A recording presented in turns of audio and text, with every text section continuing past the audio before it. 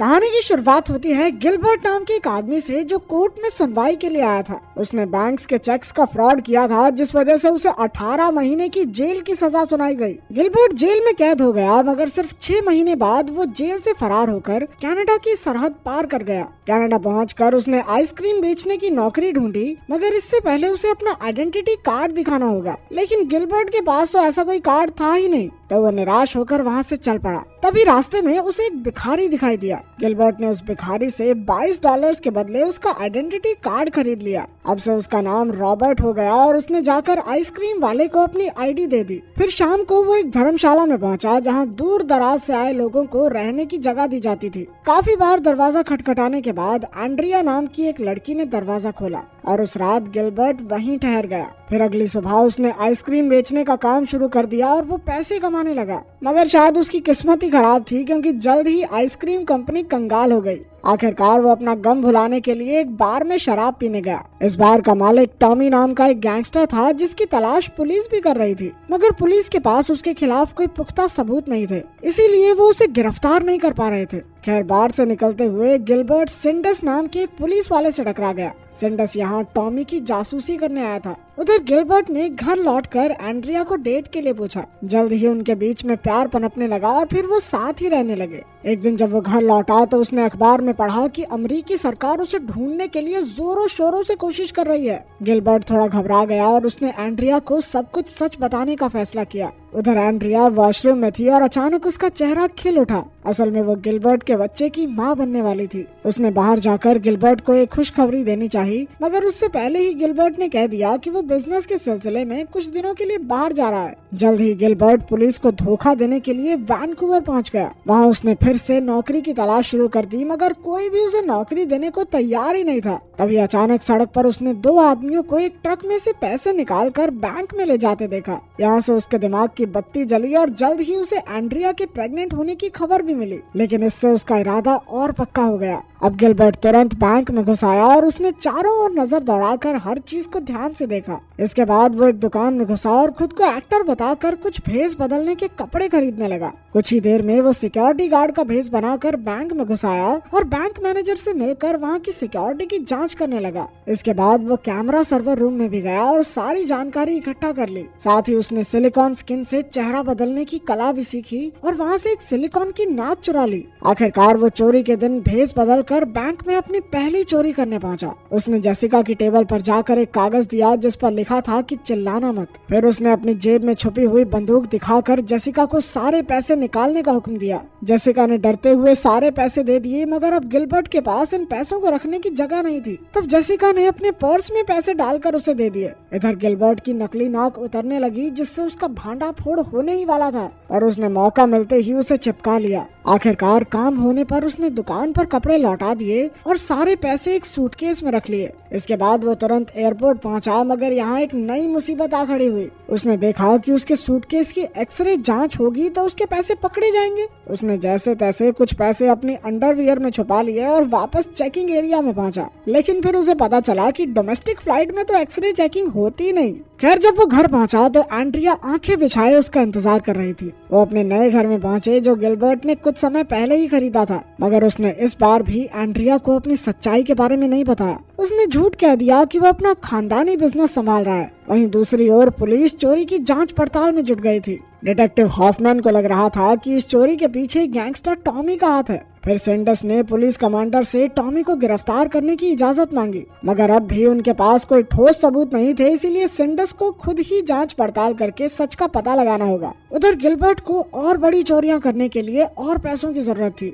इसीलिए वो टॉमी के बार में उससे मिलने पहुंचा। उसने सामने मौजूद बैंक की ओर इशारा करते हुए कहा कि वो 3 मिनट के अंदर बैंक में चोरी करके आ सकता है। अगर वो ये करने में कामयाब रहा तो टॉमी उसे $10,000 का लोन देगा, जिसे गिलबर्ट को 5 महीने में चुकाना होगा। टॉमी राजी हो गया और फिर गिलबर्ट उस बैंक के सामने पहुंचा। कुछ ही पलों में वो वर्कर का भेष बनाकर बैंक में घुस गया और महज 3 मिनट बाद वो पैसे लेकर बार के पिछले दरवाजे से अंदर घुसा। उसे देखकर टॉमी के तो होश ही उड़ गए थे। धीरे धीरे वो इसी तरह भेष बदलकर बड़ी बड़ी चोरियां करने लगा। चोरी के बाद वो हमेशा डोमेस्टिक फ्लाइट से दूसरे शहर भाग जाता था ताकि वो पकड़ा न जाए। इसी वजह से गिलबर्ट फ्लाइंग बैंडिट के नाम से मशहूर हो गया। अब तक वो लगभग 36 बैंक लूट चुका था और जल्द ही वो इतना अमीर हो गया कि उसने कई सारी महंगी गाड़ियां और घड़ियां खरीद ली। इसके अलावा वो बाकी के पैसे अपनी तिजोरी में संभाल कर रखता था। जल्द ही वो अमीरों के साथ उठने बैठने लगा। जब उसने टॉमी का कर्ज उतार दिया तो टॉमी ने उसे ज्वेलरी स्टोर को लूटने का ऑफर दिया। वहीं दूसरी ओर सेंडस अब भी हाथ धोकर टॉमी को पकड़ने की कोशिश में लगा हुआ था।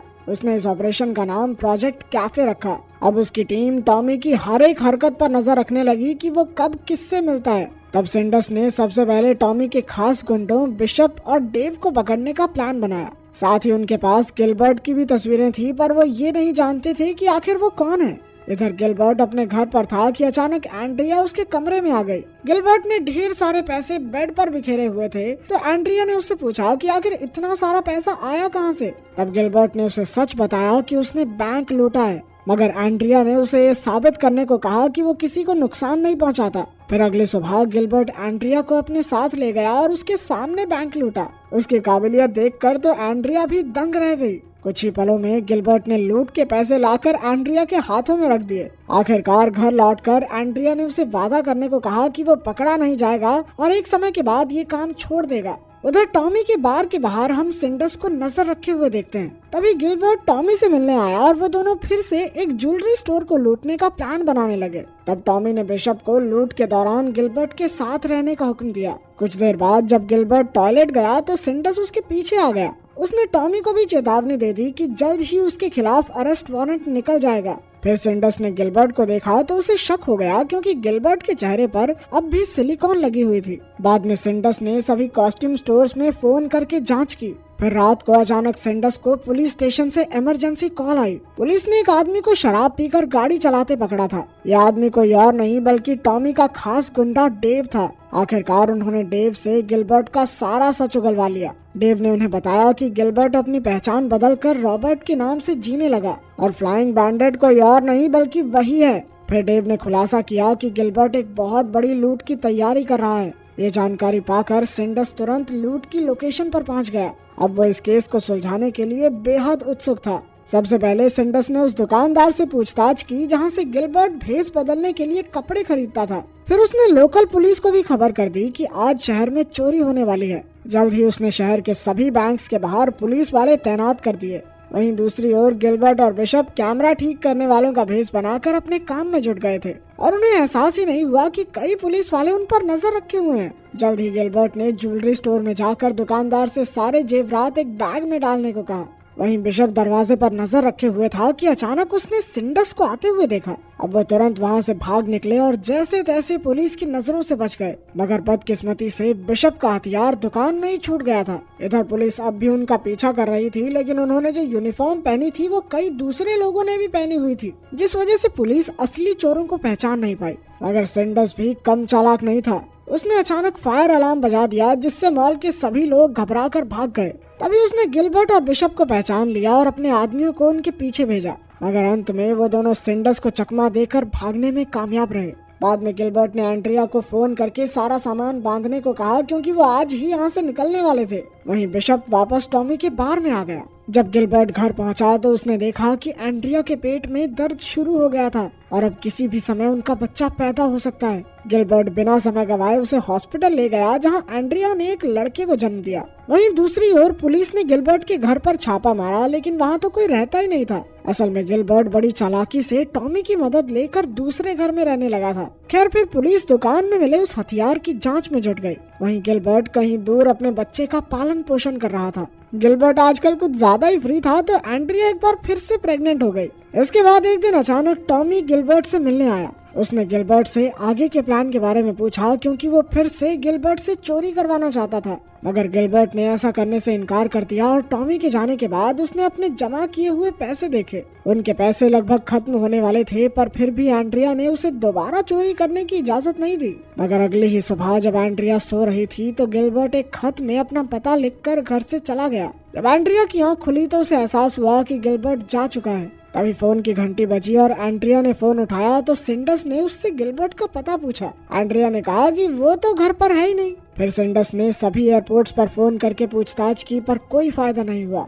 फिर इत्तेफाक से उसने अखबार में एक और एयरलाइंस की एड देखी जो उनकी नजर से छूट गई थी। अब उनकी टीम तुरंत उस एयरलाइन की फ्लाइट की जांच में जुट गई। उधर गिलबर्ट एक होटल रूम में अपने प्लान की तैयारी कर रहा था कि अचानक उसे एंड्रिया का फोन आ गया। गिलबर्ट ने एक बार फिर झूठ कह दिया और एंड्रिया को 5 बजे एयरपोर्ट पर आने को कहा। इसके बाद उसने पहले की तरह भेस बदल कर बैंक लूटा और अपना बैग भरकर बाहर आ गया। फिर उसने देखा कि उसके जैसे कपड़े पहने कई लोग बैंक में मौजूद थे। इस वजह से पुलिस वालों ने किसी और को ही गिरफ्तार कर लिया और गिलबर्ट मौके का फायदा उठाकर बाहर आ गया। उसने टैक्सी को आवाज दी मगर वहाँ कोई टैक्सी थी ही नहीं। असल में पुलिस ने सभी टैक्सीज को दूसरे इलाके में भेज दिया था। तभी गिलबर्ट की नजर एक ऑन सेल कार पर पड़ी और वो गाड़ी खरीद कर निकल पड़ा। जल्द ही सिंडस ने बैंक में पहुंचकर सबको गिलबर्ट की तस्वीर दिखाई। तब एक पुलिस वाले ने कहा कि उसने गिलबर्ट को गाड़ी में भागते हुए देखा था। उधर गिलबर्ट एयरपोर्ट पर चेकिंग करवा के आगे बढ़ गया मगर तब तक एयरपोर्ट पर गिलबर्ट के फरार होने की खबर पहुंच चुकी थी। एयरपोर्ट वालों ने तुरंत सिंडस को खबर कर दी और सिंडस ने उन्हें गिलबर्ट की फ्लाइट को रोकने को कहा। पर हॉफमैन ने कहा कि इससे बढ़िया ये है कि वो फ्लाइट लैंड होते ही उसे पकड़ ले। इसके बाद वो दोनों हेलीकॉप्टर से गिलबर्ट का पीछा करने लगे। उधर जब गिलबर्ट फ्लाइट से बाहर आया तो एंड्रिया उसे लेने आई। तभी अचानक पुलिस की गाड़ियों ने उन्हें चारों ओर से घेर लिया। जल्द ही गिलबर्ट को गिरफ्तार कर लिया गया और सिंडस ने उससे पूछताछ की। एंड्रिया को गिलबर्ट पर बहुत गुस्सा आ रहा था क्योंकि उसने मना करने के बावजूद भी चोरी की और जब उसे पता चला कि वो तो गिलबर्ट का असली नाम भी नहीं जानती तो उसने उससे तलाक ले लिया। बाद में टॉमी गिलबर्ट से मिलने आया और उसने कहा कि उसने ही पुलिस को गिलबर्ट के खिलाफ गवाही दी थी। आखिरकार गिलबर्ट को 59 बैंक्स लूटने के जुर्म में 20 साल की सजा सुनाई गई। तो क्या गिलबर्ट को सही सजा मिली या फिर तुम लास्ट तक सोच रहे थे कि काश ये बच के निकल जाए? कमेंट्स में जरूर बताना। मिलते हैं अगली वीडियो में।